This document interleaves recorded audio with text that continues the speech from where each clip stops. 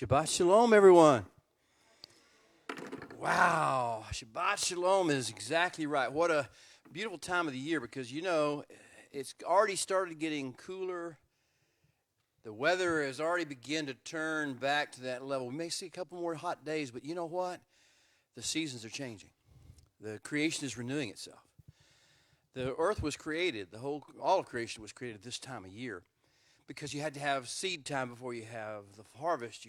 So this time of year when we begin to let the land replenish, begin to plow it, begin to disc it, do all the things, this is that time of year. So we have this sense of new beginnings, new hope, new life bursting forth, new opportunities, new possibilities, new understanding, increased understanding, maturity of why we might be here, what our purpose on earth is, what the potential for our lives might consist of and be, and how we can interrelate and respond to our Creator more efficiently, effectively, pleasantly, satisfactorily, and how we can relate to one another with more patience, more kindness, more understanding, less judgmentalism and criticism, less reactionism, and more focus upon purpose and plan. So that's this time of the year. It's good to be with you guys. It's good to be anywhere. It's good to be alive. I walked this morning through the neighborhood and around the bend a few times, and I was just amazed at the fact that I've been living in that place now for 7 years, that particular location for 7 years. It's changing before me. Some would call it progress. I feel a little poignant loss of a lot of trees and a lot of park-like areas and a lot of birds and a lot of wildlife. But yet it's a new time. It's a new season, a new opportunity to engage with more people on a day-by-day basis. So that's what our focus is today. Are we ready to look at things anew, to come back to the garden again?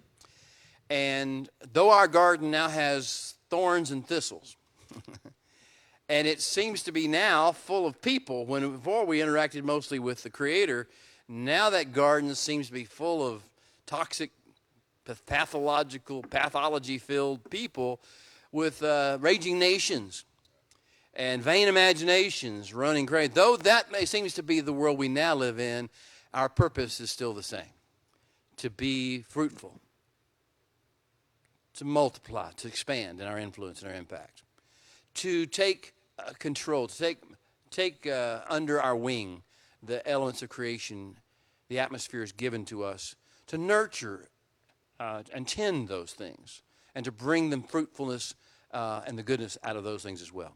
That's where we'll focus this time of year as the fall festivals begin to kick in, as Moshe reaches his grand crescendo. The grand crescendo of Torah is this week, is this message. It's as if, Tony, it's as if when Moshe began to receive these downloads and the creation song, he wasn't there. He wasn't scribing it as it happened. Or was he? In a sense, he was. And he was given the story. He was about to relive the story and tell us the story of creation, the story of the flood, the story of Abraham, Yitzhak, and Yaakov, all these long before he ever was born. But he wrote the story because he was enabled, empowered to relive it. Because these stories were important that we know the stories. These stories are the foundation of all things. And then he began to teach us about the redemption of Israel. He was there. He was an eyewitness. And as an eyewitness, he described all these stories about sin and redemption, and about broken societies and their healing, or at least the breaking apart of the broken parts and the overcoming of that by the people of God. He led us through the wilderness. He told us the stories. He began to teach us at Mount Sinai. He began to be the fountainhead out of which the wisdom of God flowed. We asked that the Holy One would let him speak to us rather than us hear directly from the Holy One. Moshe accommodated, and the Holy One accommodated. So we heard all these things that would come directly from the mouth of the Creator, but would come through the physical orifice of the mouth of Moshe instead. We heard all those things. We've come a long way since Genesis 1:1. It's now Deuteronomy 29, verse 10 through Deuteronomy 31, verse 30. This is where we are. We're at the culmination. It's almost as like everything else Moshe has said at this point. Now he looks at it and says, and now, therefore, in summation, listen to what I've got to say now, because this was what it was all about. All through all the revelation you've heard of this point is bringing you to this point. I've got a challenge to lay before you. I've got an opportunity to present to you. Will you close the deal? Will you walk in the deal, or will you not? So that's basically where we are and how important this particular parsha of Torah is. If not for this, Torah would be totally incomplete because we wouldn't know why we were here. This tells us why we were here. It starts out with the words in English, you are standing. Atem Nitzavim. You are standing. And he goes on to say, it's not just the people who are here physically. It's every man, woman, child who will ever live, of every nation, of every tribe, of every tongue. Gentile, Jew, it makes no difference. You are here. And so as he wrote this down, and it was going to be read every year this time, he's not just speaking to a bunch of people who lived a long time ago. He's saying, you are today standing before the face of the Creator of the universe, of the Holy One, your God. And he's going to tell you why you're here, why he's brought you to this point, why this culmination point is here, what he expects of you. He's going to say that you may enter into the covenant that the Creator of the universe has designed for you to enter, and has given you the examples of Abraham, Isaac, and Jacob as your examples. The same covenant, the same flow with all the new twists and the new revelations, and because the new atmosphere is going to be, we're going to be called to enter into that covenant. We get to talk today about what covenant means and how it's different from most people's form of religion. Because covenant, which is the goal, is a relationship, a give and take relationship. There can be no covenant unless there are conditions of covenant. Everyone has to know what's expected of them. Everyone has to know what the love language of the covenant is, and what the choices of the covenant are, and conversely, what choices, what language, what actions will damage the relationship, will separate the parties, will cause there to be a break or a division, will cause the covenant to go into hibernation for another generation, or at least another year. Now, this is the big issues we're going to talk about, major issues about life. And he's going to culminate it with this two words in English. It's actually two words in Hebrew too. But two words in English are choose life. All the Torah, all the Bible, all revelation can be summed up in these two words. You have the option, you have the technology. Choose life. Choose, and it's hayim in Hebrew, which is not just life in a singular form. It's life in the ultimate plural form. It's like, we talk about the Song of Songs in Hebrew. It's Shir HaShirim, the song of all songs, the superlative of all songs, the ultimate of all songs. So it is with Hayim. He says, choose the ultimate of all forms of life. Choose the purposeful life, the life for which man was created in the first place. You have the technology. You have the opportunity. You have the calling.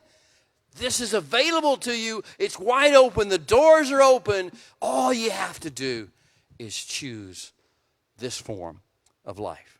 Yeshua said, I have come that they may have life and have it chaim, the fullest of abundance. He is pointing back to this same moment, the same theme, the same issue is. Life is available to you. Not complaining and griping, not worry and offense and anger and outrage, not fear, and life is available to you, even in thorns and thistle world, even with people with raging nations, people with pathology. Life is available to you. It's just a matter of choice. Well, that's my opening lines, I guess. So, Tony, I'm going to kind of hand this over to you, let you pick up. If we're going to enter into covenant, if that's the purpose, if we're going to be, and it says covenant that you may be his people and that he may be your God. Should be obvious and notable. What will be the signs? I mean, what is it about us that marks us as being his people? Let me think about some of those things. This double parsha, the 51st and 52nd parsha, Nitzavim and Vayelech, standing and he went, right? I like to tie them together. One standing, and then once you get up and you begin to walk it out. Right.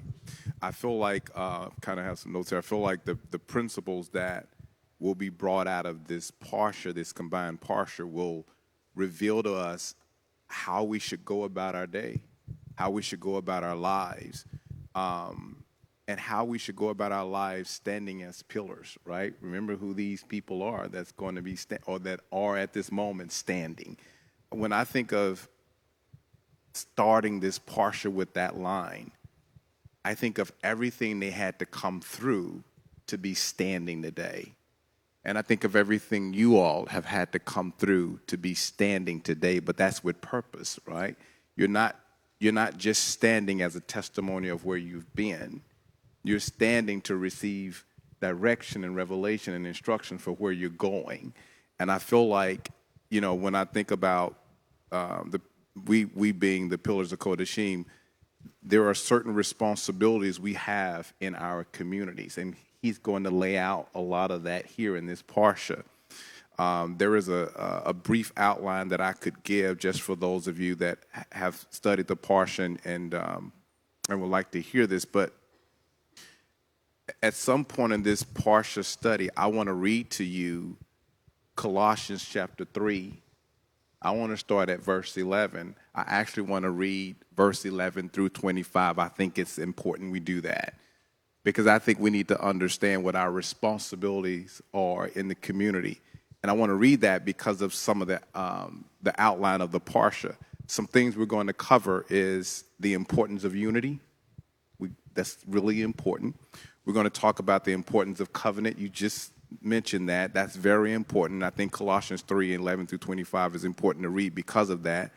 We're going to talk about the warnings that are going to be given to those who would stray and follow after their own hearts.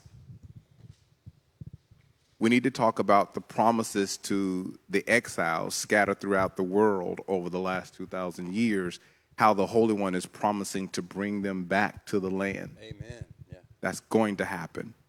That is happening. And then the practicality of ease of keeping Torah. He's going to tell us it's not a burden. Yeah. I love this. This is going to be important. And then he's going to talk to us about the freedom of choice we have. That Holy One never usurps authority over our choices. If we wander from his ways, there are natural consequences such as loss of blessings, health, and so on and so forth. That's just a brief outline of so much that's locked into this parsha. I've been in this place, Papa B, where through this time, especially as we approach the Yamin Noraim, as we approach the High Holy Days, the 10 days specifically, I get into this place where I really bathe in the Songs of Solomon, right? It just does something to me. It brings it brings a sense of intimacy upon me that I feel I really need because of everything else that's happening in the moment. And so when I approach the 10 days of awe, when by the time we open up with trumpets and into Yom Kippur on the 10th of Tishri, I'm so enmeshed in his presence. I feel, I hope this doesn't mess you up. I feel by the time we get to Yom Kippur, I literally feel beautiful. Yeah. Amen. I don't. Now this is coming from being dark, Right. and acknowledging that I have a darkness in my life. I come from recognizing my darkness and how I lived life under the sun and how those things have scorched me to some degree. I come from that to by the time I get to Yom Kippur, my witness is I'm dark but lovely. I'm beautiful and I have dove eyes. I have a singleness of devotion. I get to that point to where I feel ready for Messiah. And so I think that's supposed to happen during this time if we're walking with him, if we're in tune, if we align with him. And from that comes from my life of worship, a fragrance that emanates from my life that influences and impact everything around me and causes everything around me to carry a scent, a fragrance that's emanating from my life, my worship, my devotion to him. And so that's where I see we're headed into. It's such a beautiful season for me. This is my favorite time of the year. I felt like I was missing out. Probably, I'll give it back to Probably. I felt like I was missing out because usually this time of the year, I'm somewhere like meditating and all this stuff, and I have so much focus. And this year, because of the job I took, just working. And then I got to this point to where, because I'm sensing this crescendo, and I'm like, I can't miss this. So I get up one morning and I'm in meditation. I'm bathing in Song of Songs, Song of Solomon. And I'm at this Song of Solomon where he's talking about the dove's eyes and things of that nature. And I'm just sitting outside on my patio, and creation is, I hear all the sounds of creation, and I'm just bathing in that. And I was like, I can't go to work today. I can't. I'm just in a place right now where I feel like I'm just mushy, right? I don't think I'd be any good to anybody, right? And so I texted my boss and I was like, hey, I need a personal day, right? And so I didn't get an answer from her. I was like, I guess that means I need to go to work. So I get up, I go on to work. There's a meeting taking place. I get to the meeting, I'm in the meeting, and I'm listening to some things. And I don't realize that I was supposed to be at that meeting. I wasn't supposed to be at work that day, but just at that meeting because of a fragrance that I was carrying that would be necessary for the people at that table about to make critical decisions on the behalf of our patients. And I get there and they start down the road of making decisions for our patients, and I wasn't completely in agreement. And instead of resulting to a flesh reaction, I let the fragrance arise. Amen. The beauty of the worship experience I had just had with the Lord just came out in beautiful words. The tone was proper.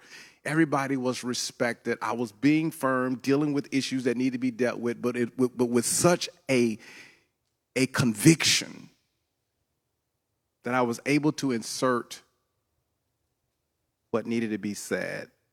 And then my boss calls me while I'm at the table. She says, why are you at work? I didn't get an answer from you. She said, go home. I was like, yay!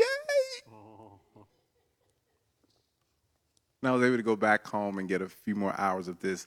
I don't know how to say this in such a way that you really get what I'm saying, but I think you do because you're in the moment with us. This is such an important time of the year for all of us. It's highly prophetic. There's a lot of harvesting happening in your spirit, and I wouldn't miss a moment of it if I was you.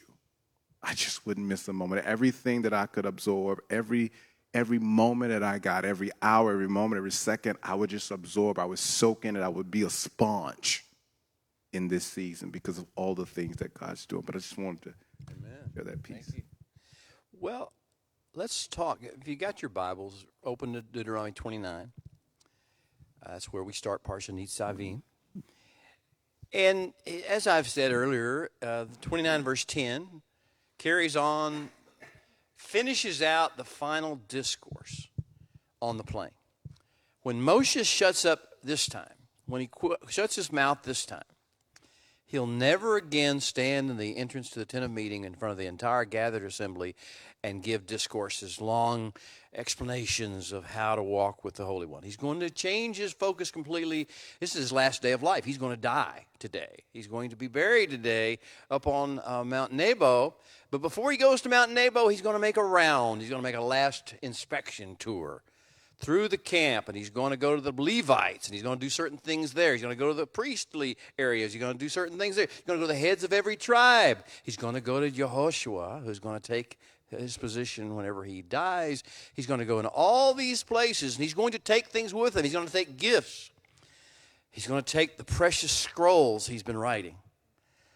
The reason we have the Torah is because he wrote those scrolls, and he gave them to the heads of the tribes. He gave them a piece to the priests, to the Kohanim, and to the Levites to keep storage of.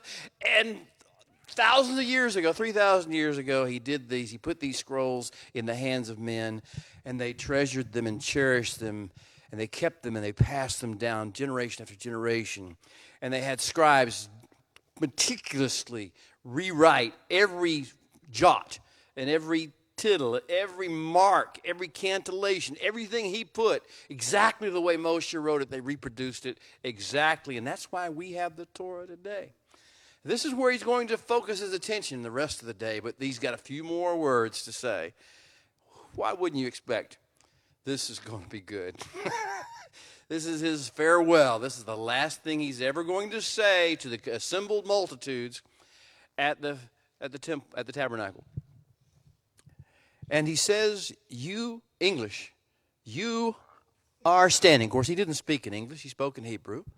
And he said, Atem Nitzavim. What did he see? He's 120 years old. But his eyes not diminished. Remember that. He sees now with the clarity of heaven's vision mixed with the clarity of English vision, or West fleshly vision.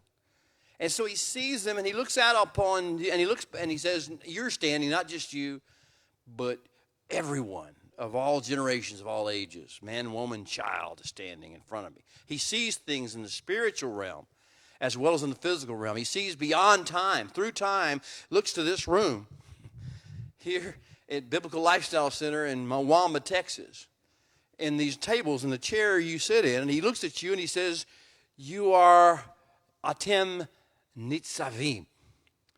And it's like, what are you seeing? Because we're sitting, right? We're just eating banana pudding. We're just sitting here. Listening to Bill go on and on and on. Hopefully hearing some good shofar sounds and things like that. And maybe Tony's got something good to say. But this is, what are you seeing, Moshe? You see us standing. You see us nitzavim, more than standing.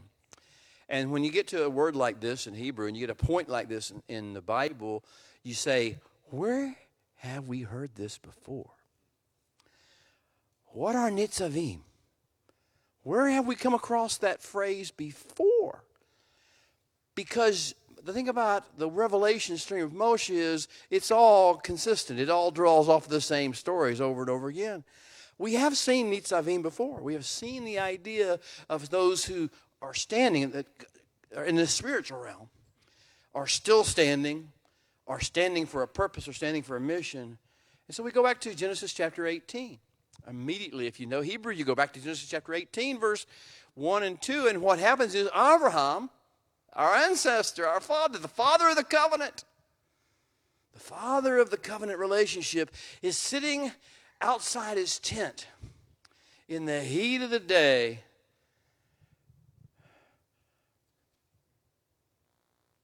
right after Yom Kippur, the third day after Yom Kippur. And he is seated in the heat of the day, and he is looking, scanning the horizon, though he has been circumcised, and he's still physically ill and hard to move, difficult to move, painful to move. He's scanning the horizon, looking for somebody. Somebody's coming. He knows somebody's coming. He can't wait till they come. And he sees on the horizon shadow figures coming over the hills, over the dunes, on maybe camels, who knows what, but the mode of transportation really doesn't matter. They come over the hills, and though he has been circumcised and is very sore, and the one thing he does not in the natural realm want to do is get up and run, And if you do run, don't fall face forward on the ground. That's exactly what he does. He gets up. He sees 3 Nitzavim. He sees 3 deputized. He sees 3 set apart. He sees 3 standing for a purpose. And he runs and he bows his face down before them. He says, if you would, please do not pass your servant by. And he comes and, as you know, he goes and gets the meal made and does all the process. And who are these 3? They're 3 angels in that regard, in that time. But they appear as men. Men that look like angels. Angels look like men. We're not really sure. Anashim, but they're angels, we find out later. And they represent the very presence of God. And so when he harking back, and they're there for a purpose. Do you remember what the purpose was? There's actually 2 purposes. Anybody remember what the purpose of the visit was? Purposes of the visit? One had to do with Abraham himself and Sarah. He said, after the meal, he says, this same time of the year, Yom Kippur of next year, between Yom Kippur and Sukkot of next year, I will come back to you. I will return to you, and you will have the son you've always dreamed of wanting, but at 120, at your age, you couldn't have. And that your wife couldn't have. The miracle child you've been waiting for, I'm going to do it. So this is the first. It's a personal, but it's everything. Because without that child, the covenant does not continue. So he's going to give, that first is the personal, but covenantal. The second one has to do with the cities of the plain. He says, the world you live in, the closest cities to you are messed up. They're so badly messed up, I've been trying to talk to them for generations. I sent Melchizedek to live in the next city to show the model of what righteousness and peace look like. A king of righteousness has lived just a few miles up the hill, up the way. The city set on a hill, Jerusalem, has been the home of Melchizedek for these years. I sent Abraham with a few herdsmen to go and rescue Lot and his family and all the property and all the wealth of Sodom and Gomorrah and bring it back to them and give it back to them. To testify of the goodness of God and the mercy of God if they would receive it. They won't receive any of it. They haven't received any of it. So they're coming to tell you that Sodom and Gomorrah and the cities of the plain, you can figure out for yourself, right, Avram, what they deserve, what needs to happen. If the creation is not going to be totally polluted by these cities, now you can change these cities from Sodom and Gomorrah to any city near you of your age, from Texarkana to Hooks to Maud to Dallas to Houston to New York City to San Francisco to L.A. to Chicago to Little Rock to Howard County to DeQueen to wherever it is. These cities near you are so pathologically messed up and dangerous that they're polluting the entire world with bloodshed, with deception, with horrible things. Should I let them stand or should I not? Will they listen or will they not? Nitzavim will make the decision. Nitzavim will be the determining factor. So the Nitzavim actually leave Aram Stanton, they go to Sodom. I won't recount the story. It's not pretty. It tells you the story. All you need to know about what was going on in Sodom, that it was not redeemable. And that's why what happened to Sodom took place. Now, the issue is, if we're Nitzavim, if Moshe is looking at us and saying, we're Nitzavim, do you understand the significance of what he just told you about you and the cities nearby? You have come to determine whether those cities will stand or whether they will be destroyed, whether they can still be redeemed. And Abraham makes a deal with the Holy One through the Nitzavim. He says, if there are, he starts with a higher number, if there are 50, those who follow you, who shema your voice in the city, will you not destroy them for the sake of the 50. He says, yes. 40, 30, 20, comes down. 10, if there are 10. 1, 2, 3, 4, 5, 6, 7, 8, 9, 10, 11. There's more than 10 in this room. If there are 10 in the city that are following you, walking in your ways, will you not destroy the... Because you see, if there are 10, then there are 10 hope, 10 chances, 10 possibilities, 10 opportunities for cities to be redeemed. Now, if he looks at us and he says, you are Nitzavim, he's saying to us, you are the secret. You are the key to the state of the world around you, to the peoples around you. Who are you? Are you ready to stand into your mission? Are you ready to linger a while with the Creator, but not just linger with the Creator? You get up and walk and engage with creation as you do so. Are you ready to function as Nitzavim? All of Torah, everything we've learned, all this time in the study hall, all the time in these lessons that we've had with each other, all the time in our fellowship has been coming down to this point. Every year it comes to this point. Are you now ready to have an impact upon the world? Not a judgmental, critical impact, but an impact that holds out a hope for the world, holds out a hope for the nations that you don't even disagree, that you don't agree with, that you may not even like, because you are Nitzavim. Do you see yourself as being Nitzavim? Do you see yourself as being important in this world? If you don't, then you'll be takers, and you'll be responders, reactors. When the news is bad, you'll talk about how bad the news is. When the politicians are bad, you'll talk about how bad the politicians are. When the economy is bad, you talk about how bad the economy is. When the weather's bad, you talk about how bad the weather is. He said, no, that's not who you are. You're Nitzavim. You're the 10. You're among the 10 who are the ones who are keeping this place going. But not for your presence. They would all go the way of Sodom and Gomorrah. Now, the key factor with the Nitzavim is you want to make sure you don't make your cities into Sodom and Gomorrah examples. And he's going to actually talk about that in chapter 29.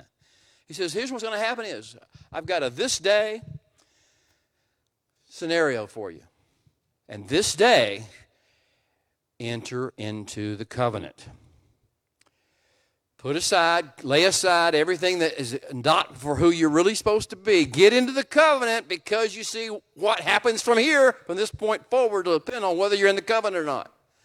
Whether you walk in the covenant love language or not. Whether you make covenant affirming choices or not. Or whether you do the things that happen in Sodom and Gomorrah in smaller levels and just increase the toxicity in the world. So today, there is a day of choosing. And he says, if you do not do that, then there will be a root of bitterness, a root of gall, of wormwood, of offense. It's offense. Do you have any offense? Because if you do, and you don't deal with it according to the covenant, it's going to create this root out of which will grow a fruit, out of which will grow a tree, out of which will produce fruit and poison in the atmosphere. So the sweetness of the fragrance of the Messiah will not come out, but the fragrance of wormwood and gall will come out instead. So which, if you want to deal with this, if you don't deal with it today, it's going to keep growing.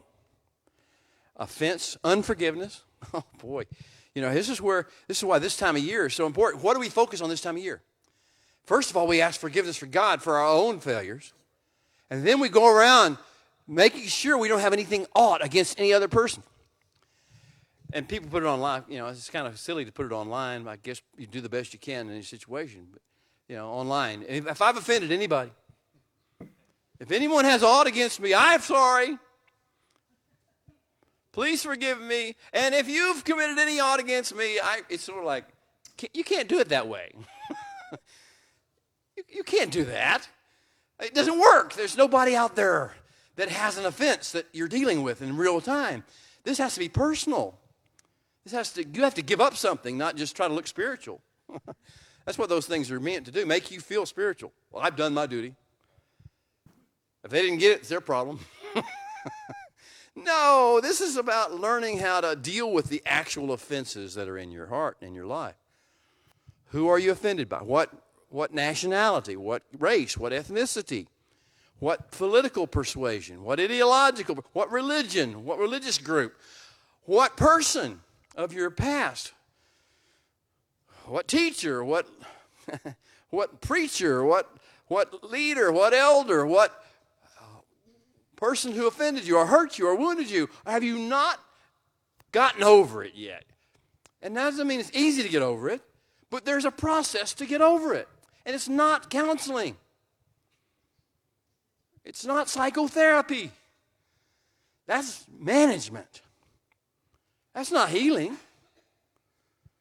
We're going to talk a little bit about the Gary Chapman and the 5 love languages and how they're all designed to manage toxicity, not heal relationships.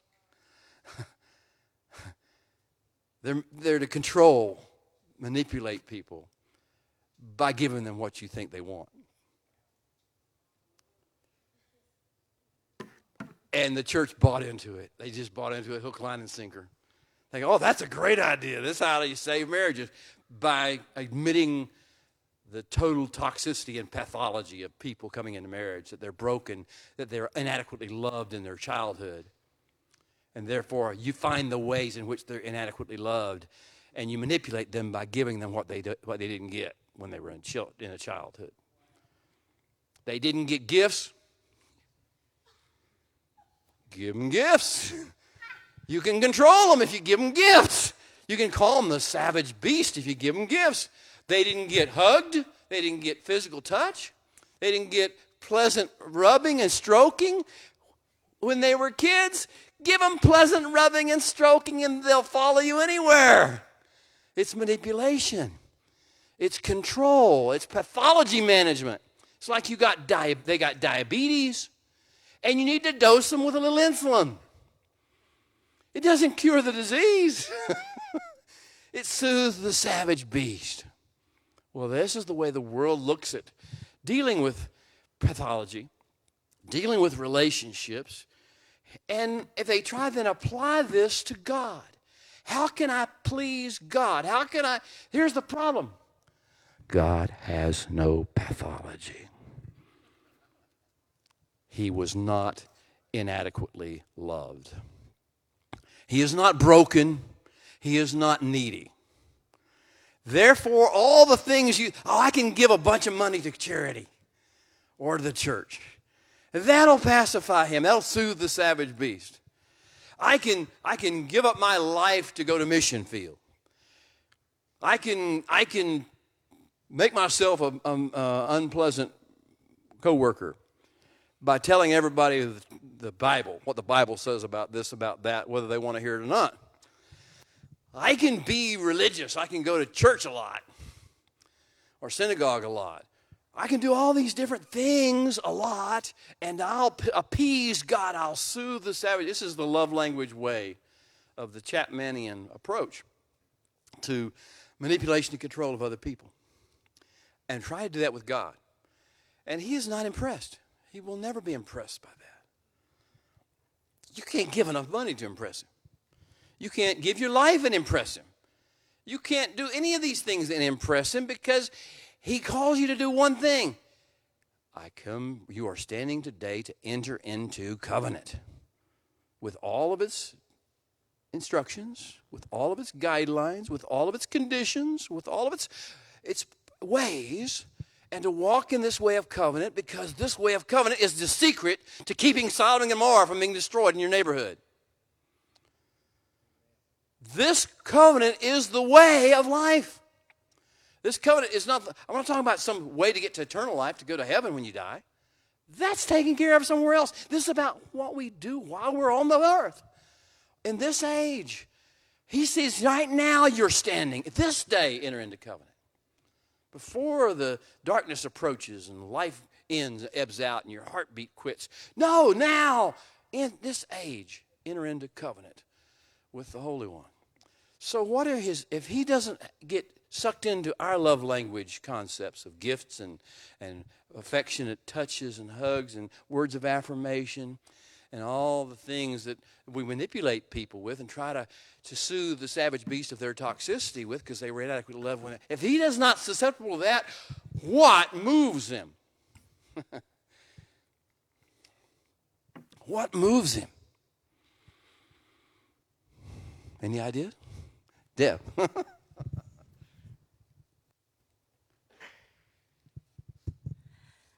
The energy of Torah and its implementation in our lives. Torah is definitely the love language for me. Let's talk about that a little bit and why that might be so. Not because he is insistent upon our obedience like some master wanting to punish us if we don't get the obedience. Let's talk a bit in a minute about why. About why. Well, Miss Deb, you actually just hit the nail on the head because the scriptures did say if we love him, we are to keep his commandments.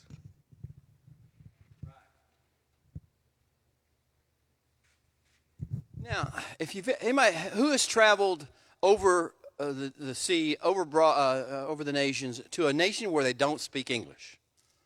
Okay. Well, that doesn't really count for you if you're talking about a Spanish-speaking country, because anyway. But I get you, Elmer. Okay. Now the idea is, if you don't, let's say you go to Israel, or I would go to Spain, or to Mexico, the deeper parts of there where they don't speak a lot of English, and all of a sudden, everywhere I go, all I hear is Hebrew or Spanish or French or some other kind of language, and suddenly I walk out of a corridor, down a hallway, and all of a sudden I hear people talking in English, my native language. You know what I'm going to do? I'm just kind of edge over, I don't care what they're talking about. I need to hear what is native to me. What is part of me, my identity. Now you understand why God loves to hear you see you do Torah. It's his native language. It's who he is. It's what he does. It's in a foreign land where everybody else does their own thing. When we all do what's right in our own eyes, or what the government tells us is right, or what the religion tells us is right, or what the science tells us is right, or what medicine tells us is right, when you get you turn a corridor, and all of a sudden there it is. That sweet sound, that sweet frequency that says, you have a home here. Your identity belongs here. Your essence can be itself here. That is why Torah, because Torah emanates from him. It is an expression of who he is and what he does. And when we connect with Torah, when we connect with the commandments, as they're called in English, when we connect with the stories, when we talk about it, when we study, it's like, music to my ears. I have a home on earth. I have a people on earth that I can talk to in language that we understand one another, even if the dialect is a little different. Even if the meaning may be slightly different, we're close enough that I'm listening to stories about something happened in some other part of America that I don't know the people, but I listen to the stories and I say, I want to hear more about Uncle Charles and what he did. And you see what the point. Now, this is the idea of the love language. The love language of God is the language of who he is. And so he says, I released the Torah so that I would find my home, find my people, to be able to communicate and begin to interact with and have an intimate relationship with upon the earth in real time, in real ways. We know that Yeshua is the living word.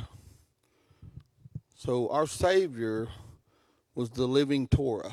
He walked it out.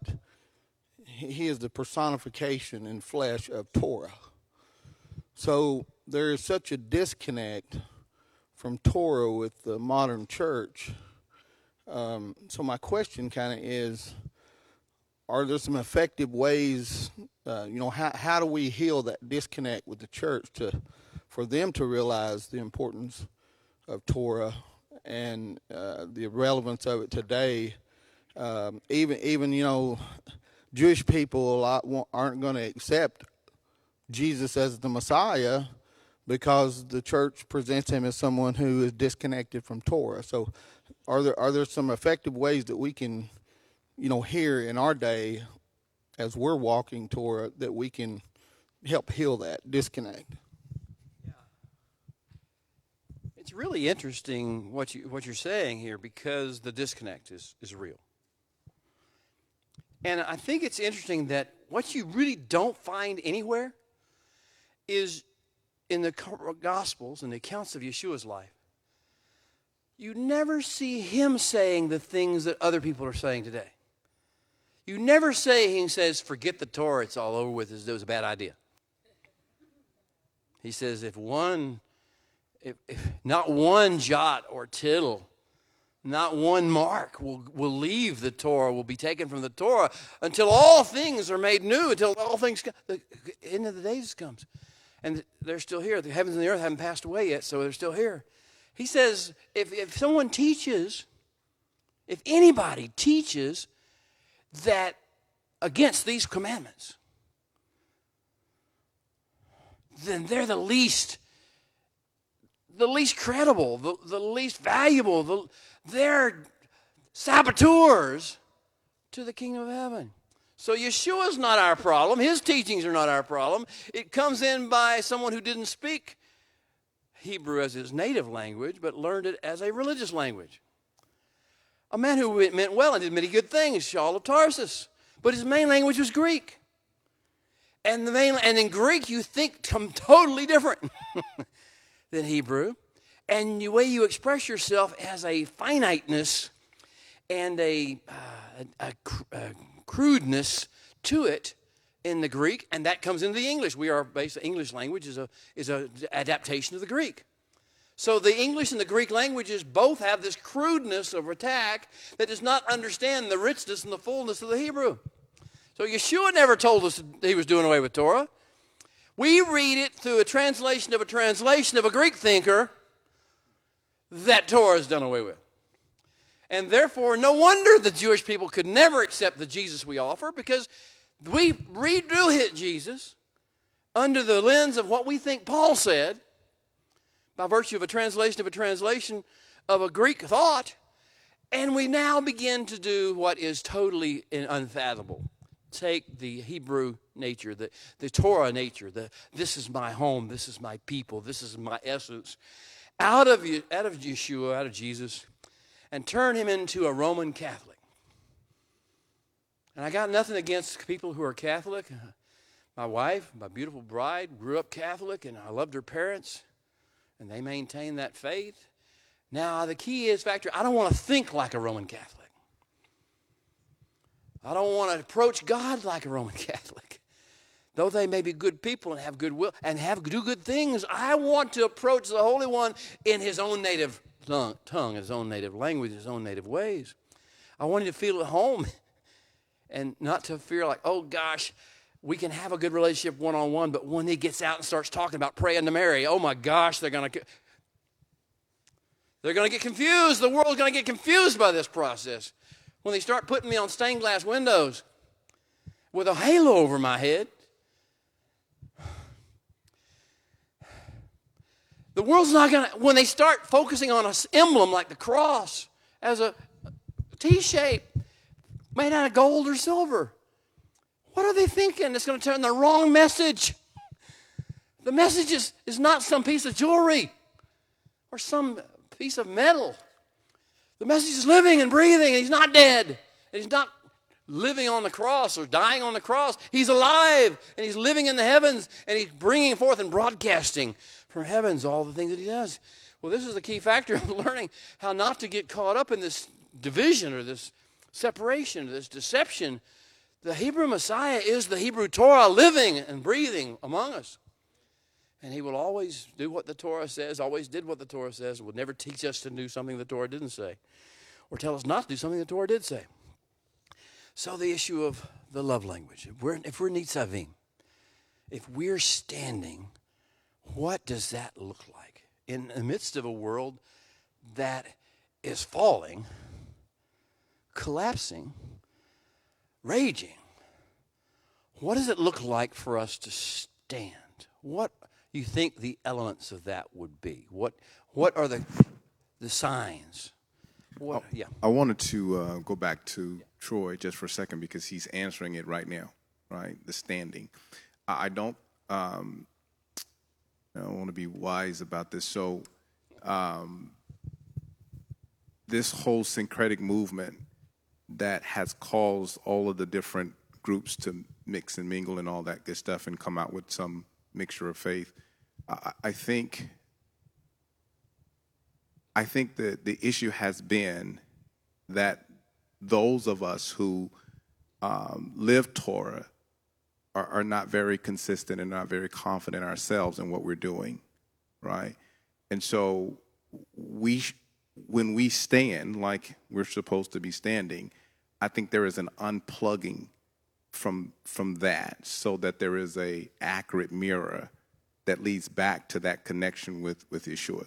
And what I'm alluding to is this.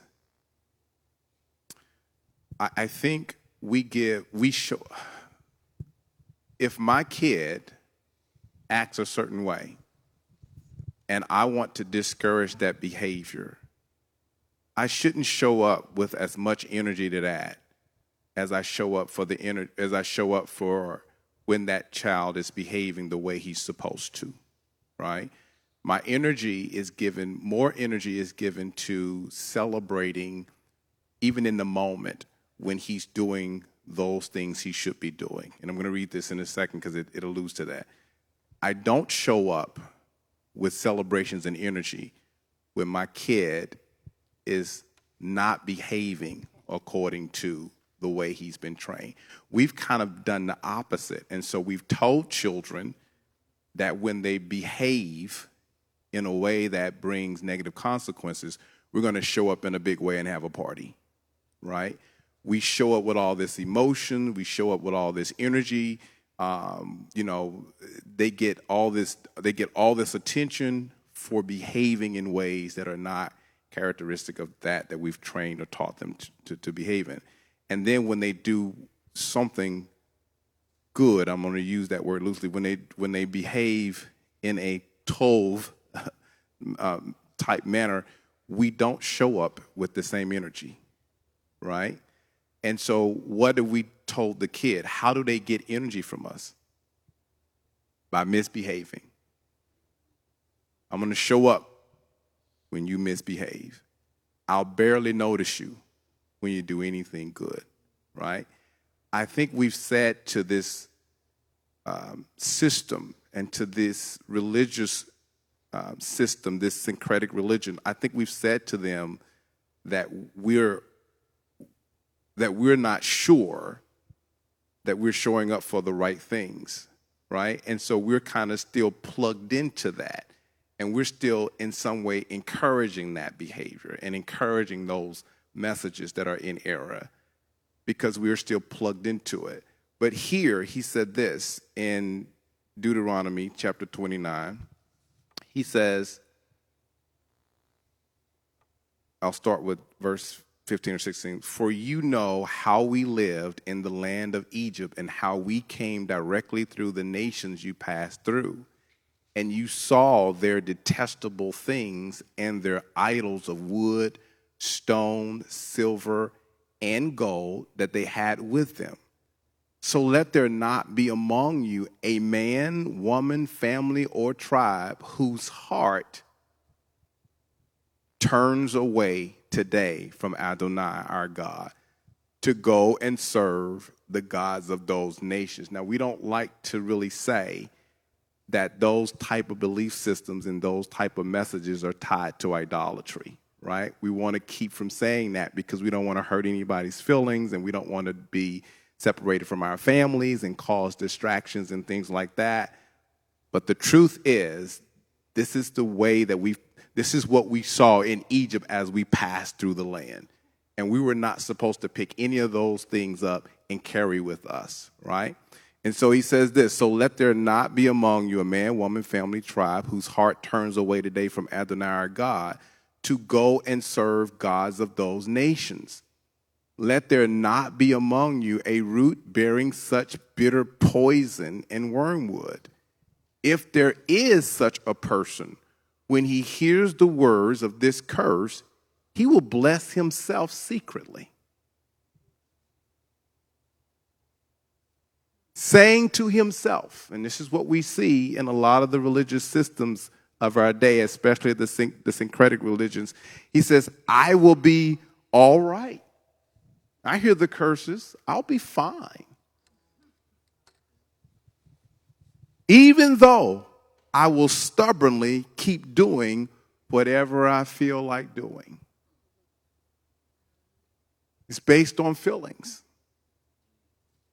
right? This that Papa B was talking about, even with the pathology he was talking about, even in the world that I work in, it's about feelings, right? And now the church is adopting that, right? Not necessarily the called out assembly of the Holy One, not necessarily the Kodashim, but the Cirque is adopting that. And it's becoming a part of what drives the focus and what keeps them relevant. We can't plug into that, right? We have to do what Torah says. And I think the confusion for those guys is that we who are committing to Torah lifestyle, we're not committed to it, right? And so there's no mirror. There's no clear mirror. There's no precise mirror, even in our understanding and even in the way we present ourselves, right? So the fragrance are we allowing the fragrance to arise, right? Or are we showing up in places like this, but not really leaving this place to align with Torah and live out Torah, right? And so I think as long as that continues to exist, there's such an inconsistency, and it's not going to exist because there's a people arising. There's a time coming and a people arise. So it's not going to stay like this, right? And there are going to be people, it's already happening, Troy. People are already calling and people are already watching Torah videos, and they are already studying about the Moedim. There are people who are calling. There's 10 people to 1 Jew. There are people calling now, and there are people all across the country. One of the things that amazed me, I'll let probably get back. One of the things that amazed me a few years ago is doing Sukkot. How all across the world, people were putting sukkahs on their balconies, in their backyards. This was in places where you wouldn't do that because you knew better, right? People were doing that. Right? So I would say people are coming out of a lot of but you do have to unplug. And we had to go through an unplugging. And it was not easy to do that. There was a root of bitterness that God was addressing in our lives. And now that he's addressed that root of bitterness, we're more apt to align with Torah. And there is this love and this drawing to it. We're not beating people into that, but we also can't go along with things. We can't show up for stuff like that. If we're going to unplug, we need to unplug. I feel like the Lord has shared with me that 5784 is the year of the great unplug. I'm sorry. Amen. All right. I want to kind of address this issue of if we are standing, what are we standing in? Now, he doesn't say, you are all standing in the good doctrine that I've taught you. You are all standing in the ways of Abraham, Isaac, and Jacob. He says, you are all standing before the face of the Holy One, your God. It's about intimate relationship with God, not about theology. It's not about a belief system. It's not about a systematic theology or any other kind of theology. It's about an intimate relationship with God. And if we misrepresent him to the world, it's because we tried to do it theologically, and we didn't do it interpersonally, relationally, out of the overflow of the intimate relationship we have with him. He says, before any of this other stuff matters, you have to stand before the face of the Holy One, your God. Now, okay, I am supremely blessed because my first encounter with anything of God, he came into my car and talked to me. Other people learned about him in church. I don't condemn that. I just don't really fully understand it. I dealt with a person, not a faith. And I'm still dealing with a person, not a faith. So I don't understand you. I don't disagree with you. I don't understand you if you learned about him through a theology. I believe it can happen because he's that powerful and he's that good. I just don't know the process. I've never walked the process. But I can tell you, he is real. And he talks to you. And he listens to you. And he walks with you. And one of the things he says later is, he says, do not be afraid. Why wouldn't I be afraid? These people are big. They're mean. They're horrible. They're awful. They're ugly. The weeds are bad. The weather's bad. Everything's bad. Why wouldn't you be afraid? He says, because I am with you. When Yeshua finished up his conversation, he said, lo, I am with you. Not go, therefore, and be good theological, follow these rules and instructions. No, I am with you. You are not doing this on your own. You were before the faith. So this idea of being with him is critical here. And so he calls us back this time of year, every year, to say, how long has it been since you've been with me and I've been with you? How long have you been into theology and not into relationship? How long has it been since you talked to me and heard me talk back? What are those words in Hebrew that are above the Ark of the Covenant? I'm trying to learn them, but I keep forgetting. I should remember them. I don't remember. What they say is, in English, know before whom you stand. Know who it is before whom you stand. And I could sort of fake it, but I'm not going to fake it because it would be the wrong word. Know who it is before whom you stand. And that's very important in the Hebrew thought. But again, it's not theology and it's not religion.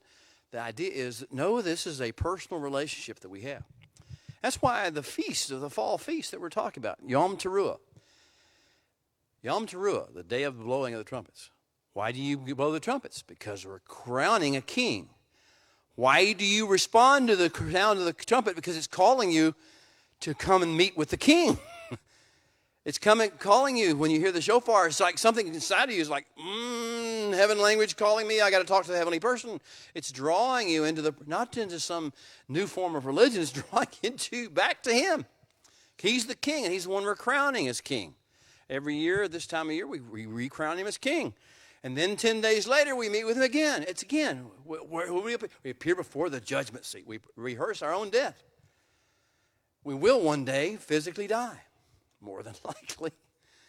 If we physically die, we're going to have to appear before the judgment seat, not the nice king that has a plan and an agenda for the world, before the judgment seat based on what we've done with the precious gifts of life and breath, of ability to converse and speak with one another.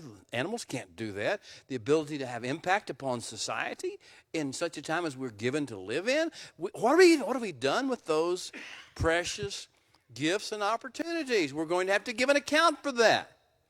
Now, we're not talking eternal salvation issues here. We're talking about, okay, now, based upon what you've done with this in this lifetime, where will you be in the Messianic kingdom? Where can I assign you in the Messianic kingdom? Now, I'm hoping we're all covered as far as eternal destiny goes with Yeshua, and believing and trusting in him and walking with him and surrendering to him as our Lord. But here's the other issue. In the Messianic kingdom on earth, he's going to 1,000 years, he's going to reign on earth.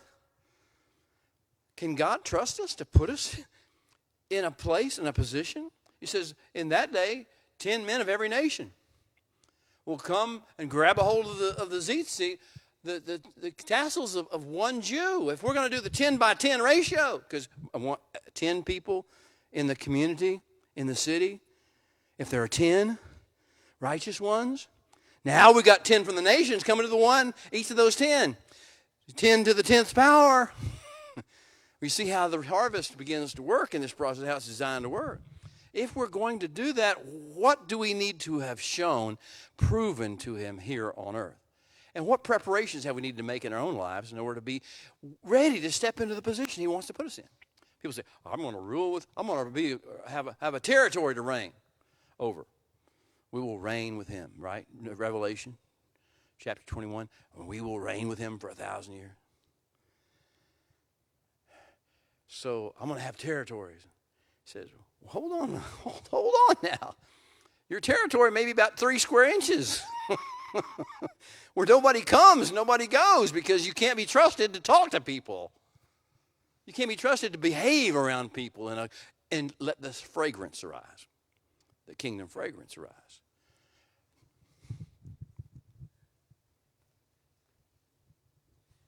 I've got questions today. Is this verse where Moses was negotiating sort of with the Lord and got down to the 10? Is this the passage behind the Hebrew tradition about the necessity of 10 people being present for corporate prayer? And what's that called? I can't remember that either. First of all, this is a good question, but it may take us a minute to answer. First of all, I've said this before, and I hope some of you are beginning to pick up on it. Prayer, from a biblical standpoint and a Hebrew standpoint, is not what you're used to. I mean, what we think of as prayer in the Christian world has nothing to do with biblical prayer. So, when you talk about the minyan and the 10 righteous people who must be present for the public prayers to be spoken, these prayers are not, Lord, heal Sister Gwen for being sick, or give me a new car because I'm running short of money and I need you to give me a new car. They're not send the tornado that way and don't do this. They're not that. They're not us expressing our thoughts about what we want and telling God, you just aren't getting it. Please get it and understand what I need you to do. And let me control you the way I want to. That's not prayer. That's been taught as prayer. But that's not prayer. Prayer is surrendering to the will of God. Now, the idea of the 10, Abraham's discussion with the Holy One is the basis for the 10. But in Hebrew, prayer is not asking him what we want to get in our flesh, or our pseudo-intellect thinks is right, or what morally we think is appropriate. It's going to him, and if you read the Amidah, if you ever just spend a little time, and one of the things I may do this coming year on Wednesday nights, is begin to teach the Amidah, teach the Shemoni Israel, the 18 paragraphs.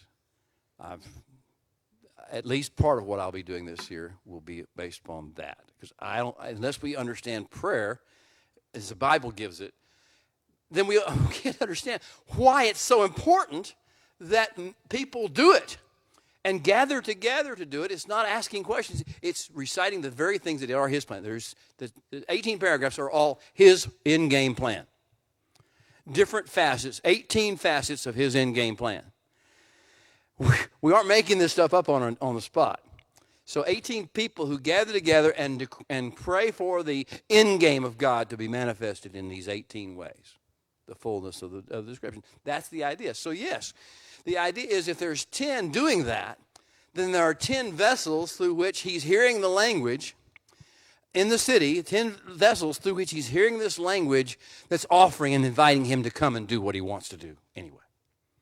Now that's a shift away from the natural. We've all learned it from the day we were born, or the day we entered in the church, that this is what prayer is. You tell God what you want. And he has to abide, has to agree with you, because, you're right and he's wrong. He's been wrong all these years, so you got to get him right. It's insulting. It's embarrassing. It's a humiliation to the body that this is what we think prayer is. It's a superior, powerful movement of the Holy One designed to bring to earth that which is in heaven, on earth as it is in heaven. But at any rate, so a good question that brings up a lot of issues that maybe we weren't ready to talk about quite yet, but we're there. We started the process. So The issue of being Nitzavim, what does it include? It includes being the people who are willing to pray the 18 prayers, blessings. The words, I'm not talking about you have to recite the words. But understand what the 18 principles of his whole plan are, the whole 18 pillars of his plan are. And begin to pray in those 18 pillars. And if you do so, you will see they work themselves way out in real relationships in real time.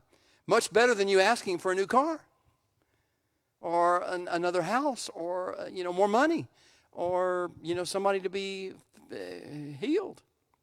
I told you the stories about when I used to do that all the time. I'd sit at stoplights and thank God for the stoplight so I wouldn't be angry about the stoplight. And I'd sit there and start praying for everybody I knew who was sick.